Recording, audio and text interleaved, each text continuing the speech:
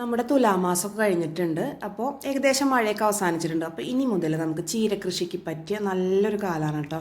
ഇനി നമുക്ക് അടുത്ത മഴക്കാലം വരെ നമുക്ക് ചീരകൃഷി നന്നായിട്ട് ചെയ്യാം. അപ്പോൾ അതിനായിട്ട് നമ്മൾ വിത്തുകളൊക്കെ വാങ്ങിച്ചിട്ടുണ്ടായിരുന്നു. 3, 4, 5, 6 തരമൊക്കെ വിത്തുകൾ ഞാനിവിടെ ചെയ്യാറുണ്ട് കേട്ടോ. പലതരം ചീര ചെയ്യാറുണ്ട്. അപ്പോൾ പാൽച്ചീര, മയിൽപ്പീലിച്ചീര, അതുപോലെ തന്നെ സുന്ദരിച്ചീര, അങ്ങനെ പല ഐറ്റംസാണ്. വ്ളാത്താങ്കര ചീര, റെഡ് റോസ്, അങ്ങനെ പറഞ്ഞതൊക്കെ ചെയ്യാറുണ്ട്. പിന്നെ വിത്തിടുന്നത് കാണിക്കുന്നില്ല കേട്ടോ. വിത്തിടുന്നത് പല പ്രാവശ്യം കാണിച്ചിട്ടുള്ളതാണ്. മുമ്പത്തെ വീഡിയോയിലൊക്കെ കണ്ടിട്ടുണ്ടാവും.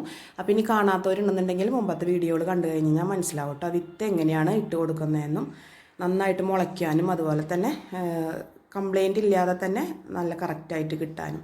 ഇതൊക്കെ തനിയെ മുളച്ച ചീരകളാണ് കേട്ടോ. നമ്മൾ നട്ടതല്ല, തനിയെ മുളച്ചതാണ്. ഇത് കണ്ടോ. അപ്പോൾ ഞാൻ വിത്തൊക്കെ ഇട്ട് കൊടുത്തിട്ടുണ്ട് കേട്ടോ. അപ്പോൾ എല്ലാം നന്നായിട്ട് മുളച്ചിട്ടുണ്ട്. നല്ല ഡയറക്റ്റായിട്ട് സൺലൈറ്റിൽ വെച്ചേക്കണം കേട്ടോ. എന്നാലാണ് പെട്ടെന്ന് പൊന്തി വന്ന് നമുക്ക് പറിച്ച് വയ്ക്കാൻ പറ്റുള്ളൂ.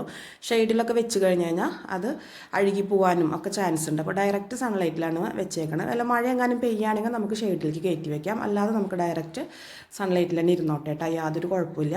പെട്ടെന്ന് തന്നെ നമുക്ക് വിരിഞ്ഞ് ഇലയൊക്കെ നന്നായി നമുക്ക് പറിച്ച് വയ്ക്കാനുള്ള പരിവാകും കേട്ടോ.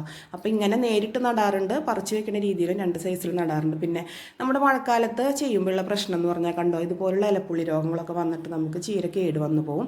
അതുകൊണ്ടാണ് തുലാം കഴിഞ്ഞു കഴിഞ്ഞാൽ നമുക്ക് ചീര കൃഷിക്ക് അനുയോജ്യമായ ഒരു കാലമാണെന്ന് പറയുന്നത് കേട്ടോ.